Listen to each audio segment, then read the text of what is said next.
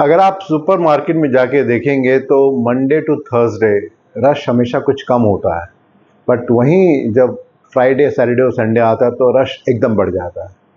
जहाँ Monday to Thursday इंतज़ार करते हैं कि कस्टमर कब आएगा, वहाँ फ्राइडे सैटरडे संडे में ये हाल होता है कि कस्टमर को अटेंड करना मुश्किल होता है।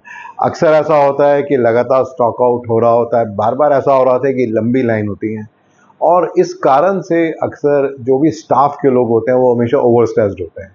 और इन सबको मैनेज करने के लिए सुपरमार्केट क्या करता है, वो कुछ एक्सप्रेस लाइन लगाता है जिससे कि जल्दी से जल्दी लोग बाहर निकलें। कुछ एक्स्ट्रा स्टाफ को उस दिन रखा जाता है और स्पेशल केयर की जाती है कि किसी भी तरीके से मटेरियल की शॉर्टेज ना हो। आज मैं आपसे बात करने वाला हूँ 3M में उन 2M के बारे में जो कि रिजल्ट करते हैं वेस्टेज को। ये 3M है, मुडा, मुरा एंड मुरी। जब हम मुडा की बात करते हैं तो बात करते हैं वेस्टेज के बारे में, बट ये जो वेस्टेज है ये रिजल्ट है मुरा और मुरी का। इससे पहले के दो जो वीडियोस थे उसमें आपने देखा होगा, एक वीडियो में स्पेसिफिकली बात की गई थी कि ये 3M क्या है। जो इससे पिछला वीडियो था उसमें हमने बात की थी कि जो मुडा में जो 8 वेस्टेज हैं वो क्या वेस्टेज है, उसको एक एग्जाम्पल से मिग वेल्डिंग के थ्रू आपको एक्सप्लेन किया था।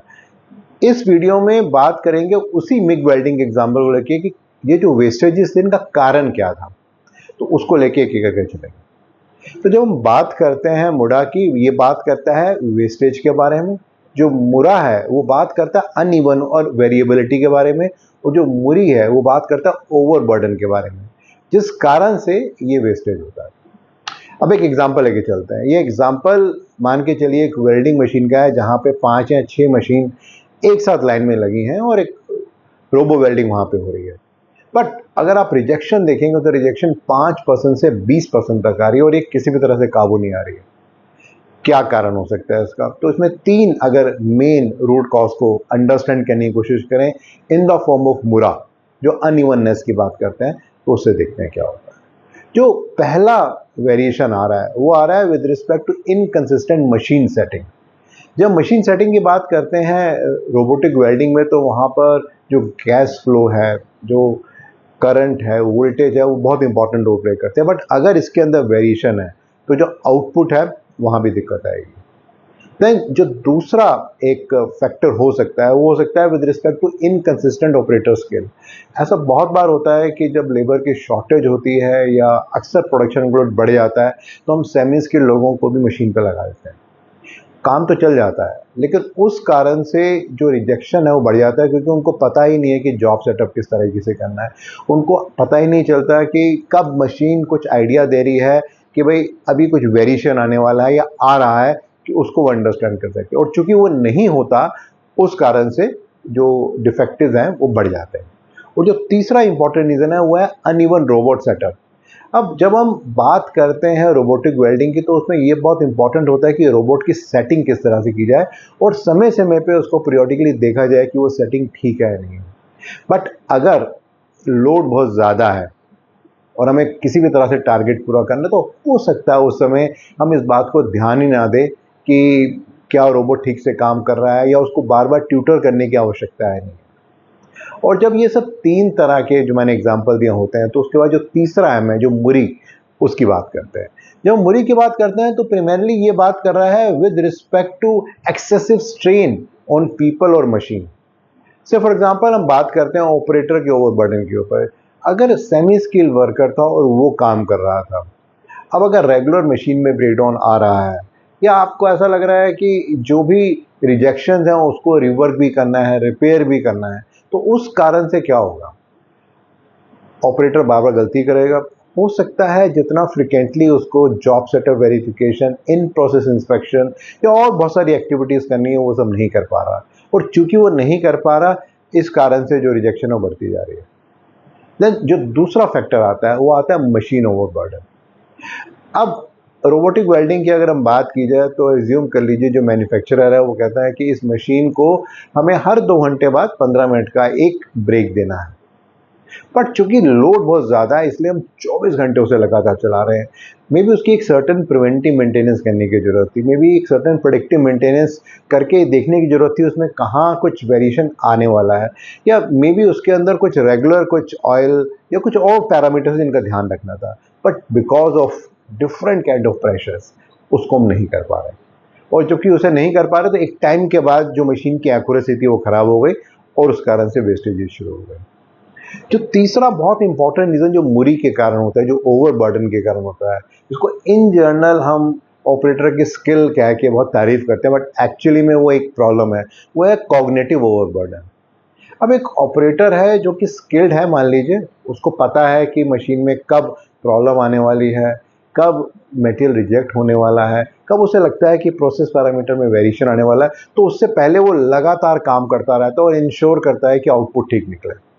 बट मज़ेदार बात यह है कि इस सब को करने से आउटपुट तो ठीक निकलती है, क्वालिटी भी ठीक ठीक निकलती है, लेकिन जो ओवरबर्डन ऑपरेटर पे हो रहा है उस कारण से क्या होता है, एक तो हम उस ऑपरेटर पे बर्डन हो जाते हैं, डिपेंडेंट हो जाते हैं कि अगर वो ऑपरेटर आज छुट्टी पे चला गया तो उस दिन आउटपुट भी पूरी नहीं आएगी और रिजेक्शन भी आएगी। एंड देन सेकेंडली बहुत जल्दी वो ओवरबर्डन हो जाता है और कोशिश करता है जल्दी से जल्दी कंपनी से निकलने की। अब अगर इसको एक सीक्वेंस के रूप में देखें, जो तीनों बातें हैं, तो उसको अंडरस्टैंड करते हैं कि किस तरीके से ये सारी बातें इंटर रिलेटेड हैं।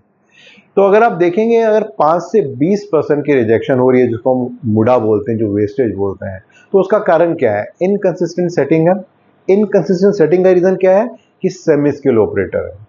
हम एक और वेस्ट की बात करते हैं कि बहुत ज़्यादा रिपेयर, रिवर्क, सेग्रीगेशन हो रहा है। उसका कारण क्या है? कि जो वेरिएबल वेल्ड क्वालिटी है, जो क्वालिटी वेल्डिंग की थी वो बहुत अच्छी नहीं थी, और उसका कारण क्या था कि एक सेमी स्किल ऑपरेटर शायद 4 या 5 मशीन को एक साथ देख रहा है, जिसको उसको देखने की कैपेबिलिटी नहीं है। एंड देन हम बात करते हैं तीसरे वेस्ट के बारे में, with respect to lost time and material, जो रिजेक्शन हो रही है। तो मे बी उसका कारण ये हो सकता है कि अनप्रेडिक्टेबल आउटपुट है, और अनप्रेडिक्टेबल आउटपुट क्यों आ रही है? क्योंकि इनकरेक्ट रोबोट सेटिंग है, जिस कारण से हो रहा है। और इन सब वेरिएशंस का जिस कारण से रिजेक्शन आ रही है, और सारा का सारा जो सेटअप है वो प्रेशर में है। कुछ आसान स्टेप्स अगर हम करेंगे तो इनसे हम ओवरऑल सब कुछ स्ट्रीमलाइन कर सकते हैं। तो वो क्या हो सकते हैं? कुछ पॉसिबल करेक्टिव एक्शन। तो पहला तो यही है कि जो हमारा सेटअप है उसको हम स्टैंडर्डाइज करें, जहाँ जहाँ भी हमें लगता है फुल प्रूफिंग या पोको को लगाने की आवश्यकता है उसको लगाया जाए। रेगुलर ऑपरेटर्स को ट्रेनिंग देने की आवश्यकता है, और जो वर्क इंस्ट्रक्शन जिसको हम अक्सर SOP बोलते हैं वो वहाँ पे डिस्प्ले होनी चाहिए, जिसको उसको यूज़ कर सके। देन जो भी फ्रिक्वेंसी है जॉब सेटअप की और इन प्रोसेस इंस्पेक्शन की, उसको फॉलो करना बहुत ज़रूरी है। एंड सबसे इम्पॉर्टेंट बात यह है कि जब इन सब चीज़ों को हम सिस्टमेटिकली फॉलो करते हैं तो अपने आप बहुत सारे बेनिफिट्स निकल के आते हैं। बेनिफिट क्या होते हैं कि जो एम्प्लॉई का मोरल है वो इम्प्रूव होता है, जो प्रोडक्टिविटी है वो इम्प्रूव होती है, जो कॉस्ट है वो कम होती है, और जो इन्वेंट्री है वो भी कम होती है। अब अगर बात करें इंडस्ट्री के चैलेंजेस के बारे में, तो इवन तो बहुत सारे हैं, बट जो एक मैंने पहले आपसे फैक्टर बोला था, जो कॉग्निटिव इम्बैलेंस है, यानी कि एक स्किल्ड वर्कर पे जो टू मच डिपेंडेंसी है, जो शॉर्ट टर्म में किसी को दिखाई नहीं देती। क्यों? क्योंकि आउटपुट भी आ रही है, क्वालिटी भी ठीक ठाक से निकल रही है, तो कोई भी इस बात को रियलाइज़ नहीं करता है मशीन चल कैसे रही है। लेकिन जिस दिन भी वो आदमी छुट्टी पे जाता है या उसे लगता है कि अब वो थक गया है, तब जो वेरिएशंस हैं, जो डिफेक्ट्स हैं, वो एकदम बढ़ जाते हैं। और एक ऐसा चैलेंज है जिसको हम स्किल्ड मैन पावर के नाम पे कंसिडर नहीं करते, बट ये बार बार दिक्कत करता है। तो अगर मैं समरी करूं, मैंने बात की आपसे 3M के बारे में, मुडा, मुरा एंड मुरी। मुडा बात करता है वेस्टेज के बारे में, मुरा बात करता है विद रिस्पेक्ट टू अनइवननेस के बारे में, और जो मुरी बात करता है वो बात करता है ओवरबर्डन के कारण, because of unevenness. And then एक एग्जांपल मिग वेल्डिंग हमने डिस्कस किया टू एक्सप्लेन कि किस तरीके से तीनों चीज इंटर रिलेटेड है और जिस कारण से वेस्टेज आ रहे हैं। मेरा जो अगला वीडियो रहेगा वो इसी सीक्वेंस में रहेगा, ये जो 3M का जो फ्रेमवर्क है, और वहाँ मैं बात करने वाला हूँ SMED, single minute exchange of die के बारे में। रेगुलरली बहुत सारे फीडबैक आ रहे हैं और हेल्प कर रहे हैं अंडरस्टैंड करने के लिए आपकी एक्सपेक्टेशन क्या है, तो प्लीज़ उसको आप कंटिन्यू रखिए। इस पर्टिकुलर वीडियो को आप और डिटेल में जानना और समझना चाहते हैं तो नीचे आपको एक लिंक मिलेगा, उसे आप क्लिक करेंगे तो एक ब्लॉग आपको दिखेगा जो और जानकारी देगा इस पर्टिकुलर वीडियो के बारे में। और अगर इस तरह के ब्लॉग्स एंड वीडियोस आपको अच्छे लगते हैं तो हमेशा अपने फ्रेंड से शेयर कर सकते हैं, और मेरे यूट्यूब चैनल और मेरी वेबसाइट bhavyamangala.com को सब्सक्राइब भी कर सकते हैं। रिसेंटली एक बुक मैंने पब्लिश की है सप्लाई चेन मैनेजमेंट के ऊपर। अगर आप उसके बारे में कुछ और जानना और समझना चाहते हैं तो नीचे आपको लिंक मिलेगा, आपको और जानकारी मिलेगी उसके बारे में। धन्यवाद।